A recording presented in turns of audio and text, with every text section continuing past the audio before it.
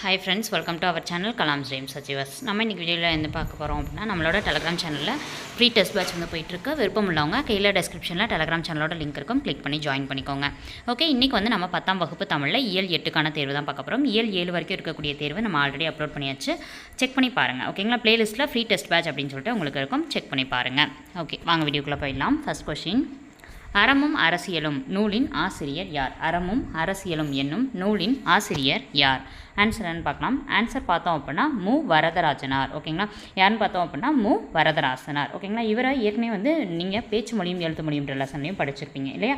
So வந்து பேச்சு மொழியும் எழுத்து மொழியில் என்ன சொல்லியிருப்பாரு, கனவு காணப்படுவதற்கு கூட ஒரு மொழி தான் அப்படின்ற லெவலுக்கு வந்து என்ன பண்ணியிருப்பாங்க, அந்த இடத்துல வந்து மு வரதராஜனார் அவர்களை பற்றி சொல்லியிருப்பாங்க. ஓகேங்களா, ஓகே, நெக்ஸ்ட் பார்க்கலாமா? கோடையிலே இலைப்பாற்றி கொள்ளும் வகை கிடைத்த குளிர் தருவே. இந்த அடிகளின் ஆசிரியர் யார்? கோடையிலே இலைப்பாற்றி கொள்ளும் வகை கிடைத்த குளிர் தருவே அப்படின்னு சொல்லிட்டு சொல்லக்கூடிய ஆசிரியர் யார் அப்படின்னு சொல்லி பார்க்கலாம். ஆன்சர் என்னன்னு பார்த்தோம் அப்படின்னா வள்ளலார் அவர்கள். இவரை தான் நம்ம என்ன சொல்லுவோம், ராமலிங்க அடிகளார் அப்படின்னு சொல்லி சொல்லுவோம். ஓகேங்களா, ராமலிங்க அடிகளார், வள்ளலார். ஓகேங்களா, ரெண்டு பேருமே ஒருத்தர் தான். ஓகேங்களா, சரி, ஓகே. இப்போ வள்ளலார் அப்படின்னு வந்தாலும் வள்ளலாருடைய பிறந்த ஆண்டு என்ன, இறந்த ஆண்டு என்னன்னு சொல்லிட்டு நீங்கள் என்ன பண்ணுங்கள், கீழே கமெண்ட் பாக்ஸில் கமெண்ட் பண்ணுங்கள். ஓகேங்களா, ஏன்னா இது 10th சோஷியலாக இருக்கும், நீங்கள் வந்து படிச்சிருப்பீங்க கண்டிப்பாக. ஓகேங்களா, அது இல்லாமல் நம்மளோட வள்ளலார் லெசன்ஸும் இருக்கும். ஓகேங்களா, ஸோ வந்து அதுக்குரிய ஆன்சர்ன்றதை நீங்கள் என்ன பண்ணுங்கள், கீழே கமெண்ட் பாக்ஸில் கமெண்ட் பண்ணுங்கள். ஓகே, நெக்ஸ்ட் பார்க்கலாம்.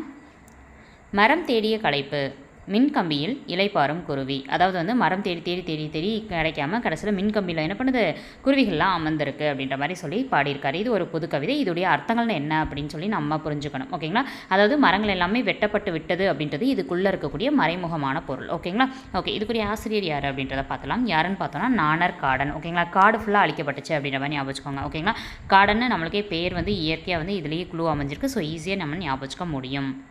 ஓகே, 4th கொஸ்டின் பார்க்கலாம்.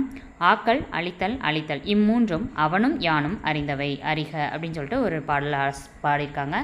அதோடைய ஆசிரியர் யார் அப்படின்னு சொல்லி கேட்டிருக்காங்க. ஓகேங்களா, ஆன்சர் யாருன்னு பார்த்தோம் அப்படின்னா கண்ணதாசன் அவர்கள். ஓகேங்களா, கவியரசு கண்ணதாசன் அவர்கள். இந்த இடத்துல வந்து பார்த்தோம் அப்படின்னா ஆக்கல், அழித்தல், அழித்தல் இந்த மூன்றும் செய்யக்கூடிய இம்மூன்றும் அவனும் யானும் அறிந்தவை. அவனும்னா இந்த இடத்துல யார், தெய்வம். ஓகேங்களா, அவனும் யானும் மட்டும்தான் அறிந்தவர்கள். இதை வந்து நீங்கள் தெரிஞ்சுக்கங்கன்ற மாதிரி என்ன பண்ணியிருப்பாரு, ஒரு பாட்டுக்காக வந்து ஒரு நயமாக வந்து எழுதியிருக்காரு. ஓகே, அடுத்து பார்க்கலாம். கவியரசு கண்ணதாசன் பற்றி உங்களுக்கு நல்லாவே தெரியும், நிறைய பாடல்கள் அவர் எழுதியிருக்காரு. நிறைய வந்து அவரோடது இப்போ இயேசு காவியம் இது எல்லாமே வந்து கண்ணதாசன் எழுதுனது தான். ஓகேங்களா, ஒரு ஆன்சர் பார்க்குறீங்க, அது சம்மந்தமாக எக்ஸ்ட்ரா ஒரு பாயிண்டாச்சும் உங்களுக்கு தெரிஞ்சிருக்கணும். இப்போ கண்ணதாசனா இயேசு காவியம் அவர் தான் எழுதியிருக்காரு அப்படின்னு சொல்லிட்டு நம்ம ஞாபகப்படுத்திக்கணும். ஓகேங்களா, நெக்ஸ்ட் பார்க்கலாம். வீட்டை துடைத்து சாயம் அடித்தல் இவ்வடி குறிப்பிடுவது எதனை? வீட்டை துடைத்து சாயம் அடித்தல் இவ்வடி குறிப்பிடுவது எதனை? ஆன்சர் பார்த்தோம் அப்படின்னா இடையராது அறப்பணி செய்தலை. இது புக் பேக் கொஷின். ஓகேங்களா, இதை நோட் பண்ணி வச்சுக்கோங்க. ஓகே, நெக்ஸ்ட் பார்க்கலாம். இப்போ இந்த இடத்துல பாருங்கள், வீட்டை துடைத்து சாயம் அடித்தல் அப்படின்றதுக்கு பதிலாக சுண்ணாம்பு அடிக்கிறாங்கன்னு வச்சுக்கோங்களேன். அப்போ சுண்ணாம்பு அப்படின்றதுல பயன்படுத்தக்கூடியது என்னவா? இப்போ சுண்ணாம்பு அப்படின்னா அதில் என்ன யூஸ் பண்ணுவாங்க? ஓகேங்களா, மெக்னீஷியமா இல்லை கால்சியமா இல்லை வந்து வேறு ஏதாச்சும் யூஸ் பண்ணுவாங்களா, சோடியம் யூஸ் பண்ணுவாங்களா? அந்த மாதிரி நீங்கள் என்ன பண்ணுங்கள், வெள்ளை அடிக்கக்கூடிய அந்த சுண்ணாம்பில் என்ன இருக்குது, மெக்னீஷியமா, சோடியமா இல்லை கால்சியமா அப்படின்னு சொல்லிட்டு என்ன பண்ணுங்கள், நீங்கள் கீழே கமெண்ட் பாக்ஸில் கமெண்ட் பண்ணுங்கள். ஓகே, நெக்ஸ்ட் கொஸ்டின் பார்க்கலாம். 6வது கேள்வி, தாழ்ந்து வரும் ஓசையாக இருக்கும் ஓசை எது அப்படின்னு சொல்லி கேட்டிருப்பாங்க. பா வகைகள் பார்த்தோம் அப்படின்னா மொத்தம் 4 இருக்கும். அதோடைய ஓசைகள் பார்த்தோம்னா 4 ஓசைகள். அதில் தாழ்ந்து வரக்கூடிய ஓசை எது அப்படின்னு சொல்லி பார்த்தோம் அப்படின்னா இதில் நீங்கள் படிச்சிருப்பீங்க தூங்கல் ஓசை அப்படின்னு சொல்லிட்டு. தூங்கல் ஓசை தான் தாழ்ந்து வரும் ஓசை. தூங்கல் ஓசை அப்படின்றது எதுக்கு வரும் அப்படின்னு சொல்லி பார்த்தோம்னா 4 வகைப்பால் வஞ்சிப்பாக்கு வரும். ஓகேங்களா, ஸோ வந்து வஞ்சிப்பாக்கு தான் வரும். ஸோ தூங்கல் ஓசை அப்படின்றத சரியானது. ஓகேங்களா, எந்த ஓசைன்னு கேட்டிருக்காங்க, தூங்கல் ஓசை. மொத்தம் பா வகைகள் 4 இருக்குது. வெண்பா, ஆசிரியப்பா, களிப்பா, வஞ்சிப்பா. ஓகேங்களா, வெண்பாக்குரிய ஓசை செப்பல் ஓசை. ஓகேங்களா, அடுத்தாக ஆசிரியப்பாக்குரியது அகவல் ஓசை. களிப்பாக்குரியது வந்து பார்த்தோம் அப்படின்னா துள்ளல் ஓசை. ஓகேங்களா, இதே வந்து வஞ்சிப்பாக்குரியது தூங்கல் ஓசை. ஓகேங்களா, செப்பல் ஓசை அப்படின்றது 2 பேர் பேசுகிற மாதிரி இருக்கும். ஓகேங்களா, செப்பல் போட்டால் 2 செப்பல் தான் போடுவோம், ஒரு செப்பல் போட மாட்டோம். ஓகேங்களா, ஸோ 2 பேர் பேசுகிற மாதிரி இருக்குன்னு ஞாபகம் வச்சுக்கோங்க. அகவல் ஓசைனா ஆசிரியப்பான்னு சொல்லிட்டேன் ஆல்ரெடி. ஓகேங்களா, அப்போ ஆசிரியர் என்ன பண்ணுவாங்க, எப்பயுமே அவர் ஒருத்தர் தான் பேசுவார், அதை தான் நம்ம கேட்போம். ஓகேங்களா, அப்போ ஒருத்தர் பேசுகிற மாதிரி இருக்கக்கூடியது அகவல் ஓசை, ஆசிரியப்பா. அடுத்தது பார்த்தோம் அப்படின்னா வந்து நல்ல துள்ளி வரக்கூடிய ஓசை. ஓகேங்களா, தாழ்ந்து வரும், சில இடத்துல டக்குன்னு ஹை பீச்சில் போகும், இந்த மாதிரி இருக்கிறது துள்ளல் ஓசை. அந்த பேர்லேயே இருக்கும் துள்ளல். ஓகேங்களா, துள்ளி குதிச்சு ஓடுறது அந்த மாதிரி ஞாபகம் வச்சுக்கோங்க.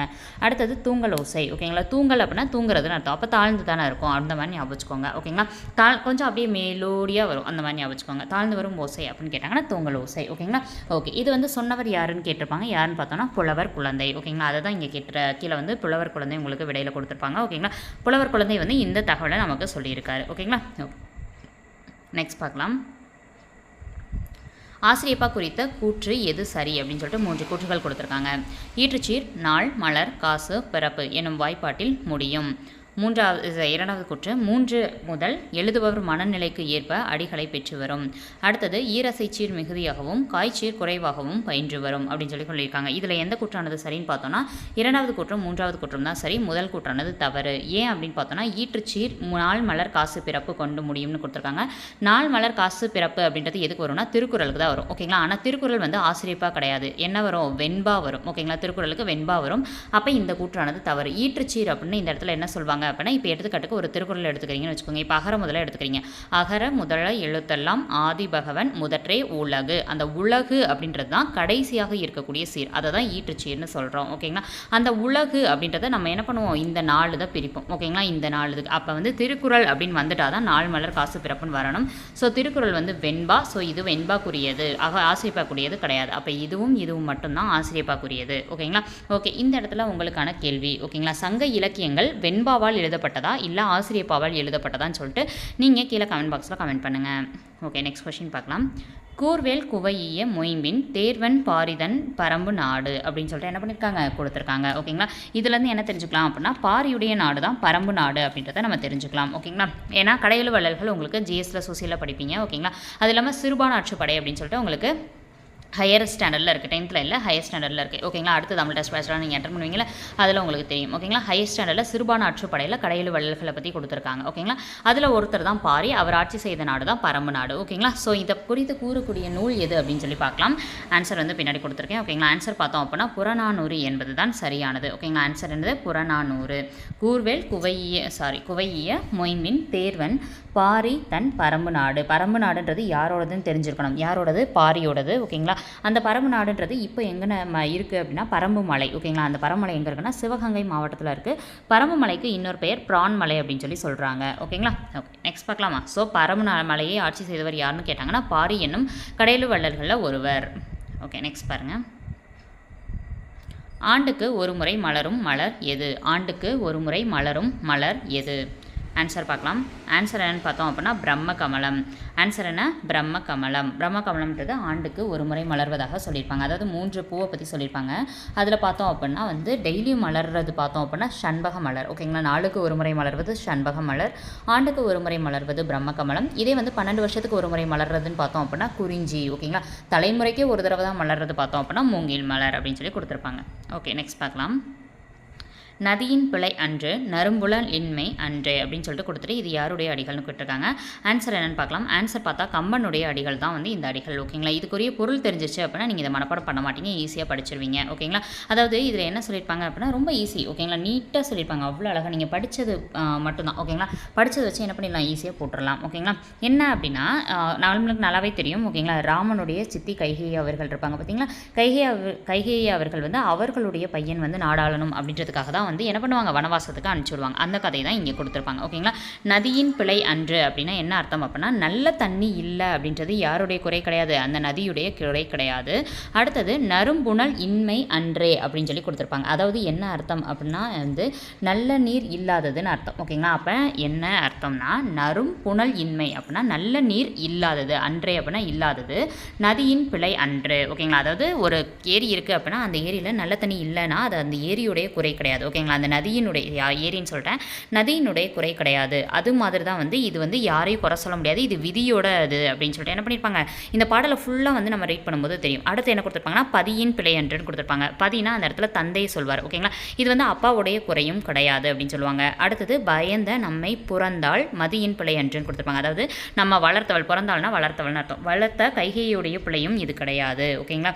மகன் பிழை அன்று அப்படின்னா நம்மளுடைய மகன், அதாவது வந்து அவங்களுடைய மகனாகிய நம்மளோட மைந்தன் சொல்கிறோம்ல, தம்பின்னு சொல்கிறோம்ல, பரதனுடைய பிழையும் கிடையாது, இது விதியின் பிழை அப்படின்னு சொல்லிட்டு என்ன பண்ணியிருப்பாரு கம்பன் வந்து யார்? ராமன் அவர்கள் சொல்கிற மாதிரி படிச்சிருப்பாரு. ஓகேங்களா. ஸோ வந்து அதை நீங்கள் பொருள் புரிஞ்சு படிச்சிங்கன்னா ரொம்ப ஈஸி. ஓகேங்களா. ஏன்னா இதெல்லாம் மனப்பாடம் பண்ணிங்கன்னு வச்சுக்கோங்களேன், கண்டிப்பாக அங்கே போய் மனப்பாடம் பண்ணது ஞாபகத்துக்கு வராது. இந்த மாதிரி பொருள் வச்சிட்டிங்கன்னா ஓகே இது வந்து இந்த கதையில் தானே வரும், அப்போ ராமன் வந்து அது கம்பராமாயணம், அவ்வளோதான், ஈஸியாக போட்டுடலாம். ஓகேங்களா. ஓகே, நெக்ஸ்ட் பார்க்கலாம். கல்லாய் மரமாய் காடுமேடாக இது யாருடைய அடிகள்? கல்லாய் மரமாய் காடுமேடாக இது யாருடைய அடிகள்?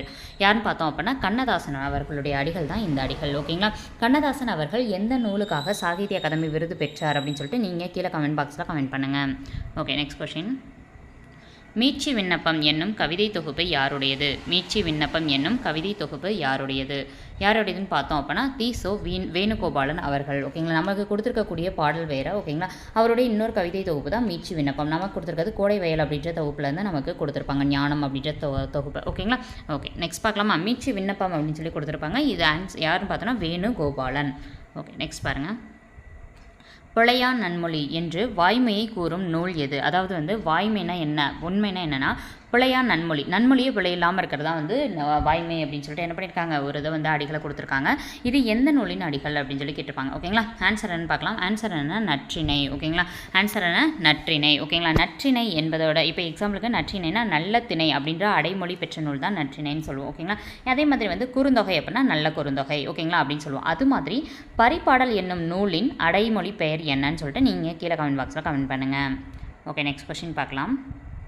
செல்வத்தின் பயனே ஈதல் இவ்வடிகளுடன் தொடர்புடையவர் யார்? செல்வத்தின் பயனே ஈதல் இவ்வடிகளுடன் தொடர்புடையவர் யார் அப்படின்னு சொல்லி கேட்டிருக்காங்க. ஆன்சர் என்னன்றதை பார்க்கலாம். ஆன்சர் நக்கீரனார் அவர்கள். ஓகேங்களா? மதுரை கணக்காயனார் மகனார் நக்கீரனார். ஆன்சர் பின்னாடி கொடுத்துருப்பாங்க, நக்கீரனார்னு இருக்கும் பாருங்கள். அதாவது என்ன அர்த்தம் அப்படின்னா, என்கிட்ட செல்வம் இருக்குது அப்படின்னா அதோட பயன் என்னவா? ஈதல். அதாவது அடுத்தவங்களுக்கு கொடுக்கறது தான் செல்வத்தோட பயன் அப்படின்னு சொல்லி சொல்கிறாங்க. ஓகேங்களா? ஓகே, இது வந்து எந்த நூல்னு கேட்டாங்கன்னா புறநானூறு. இதே பார்த்தோம் அப்படின்னா யாருன்னு கேட்டாங்கன்னா நக்கீரனார் அவர்கள். இது வந்து ரொம்ப இம்பார்ட்டண்டான கொஷின். நூல் வயசில் வந்து செல்வத்தின் பயனை ஈதல் என குறிப்பிடப்படும் நூல் எதுன்னு சொல்லிட்டு கேட்பாங்க. ஸோ இது கொஞ்சம் இம்பார்ட்டண்டான ஒரு லைன்னே சொல்லலாம். ஸோ நோட் பண்ணி வச்சுக்கோங்க. ஓகே, நெக்ஸ்ட் பார்க்கலாம். கவிதை வாழ்க்கையின் திறனாய்வு என்று கூறியவர் யார்? அதாவது வந்து கவிதையை பற்றி ஒவ்வொருத்தவங்களும் வந்து அவங்கவுங்களுக்கான ஒப்பீனியன் வந்து என்ன பண்ணியிருப்பாங்க, இந்த இடத்துல வந்து சொல்லியிருப்பாங்க. அதில் வந்து இவர் என்ன சொல்லியிருக்காருன்னா கவிதை அப்படின்றது வாழ்க்கையுடைய திறனாய்வு அப்படின்னு சொல்லி சொல்லியிருக்காரு. யார் அப்படின்னு சொல்லி கேட்டிருக்காங்க. ஆன்சர் என்ன பார்க்கலாம். Answer Arnold. ஓகேங்களா? யார் அப்படின்னா ஆன்சர் அர்னால்டு. ஓகே, நெக்ஸ்ட் பார்க்கலாம். 16வது கேள்வி. கீழ்கண்ட கூற்றுகளுள் எந்த கூற்றானது சரி? அறநெறிக்கால அறங்கள் வந்து சமயம் சார்ந்தவை.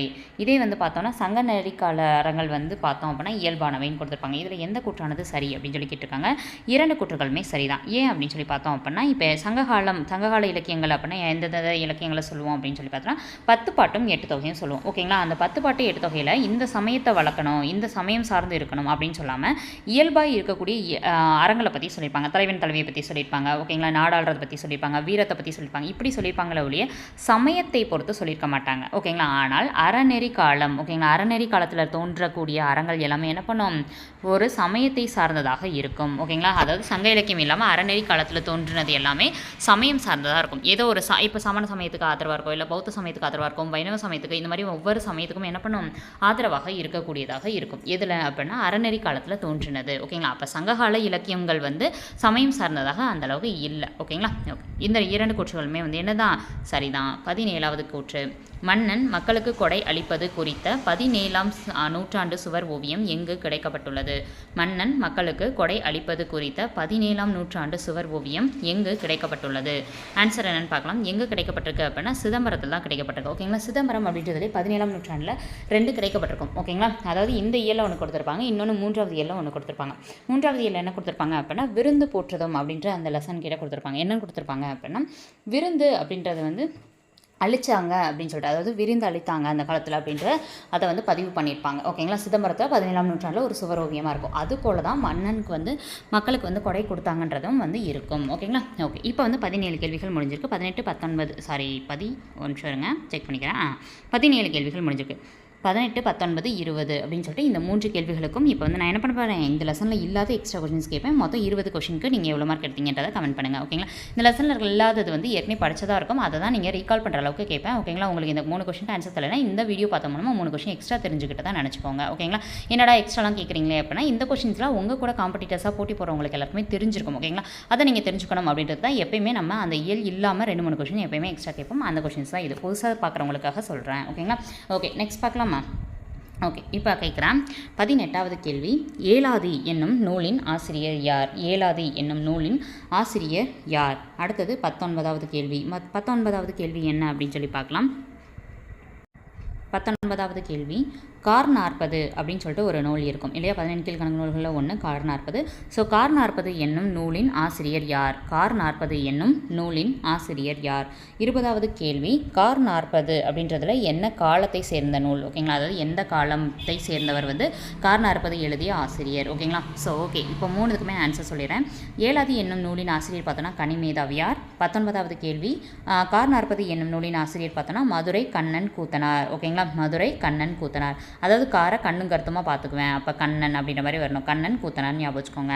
அடுத்து 20வது கேள்வி காலம் பார்த்தோன்னா 5ஆம் நூற்றாண்டு. ஓகேங்களா, 20 கொஸ்டின் நீங்கள் எவ்வளோ மார்க் எடுத்தீங்க அப்படின்றத கீழே கமெண்ட் பாக்ஸில் கமெண்ட் பண்ணிடுங்க வித் உங்களோட நேமோட. அப்போ தான் நம்ம டெலிகிராம் சேனலில் உங்களுக்கான ரேங்க் லிஸ்ட்டை எங்களால் கொடுக்க முடியும். ஓகேங்களா, தேங்க்ஸ் ஃபார் வாட்சிங்.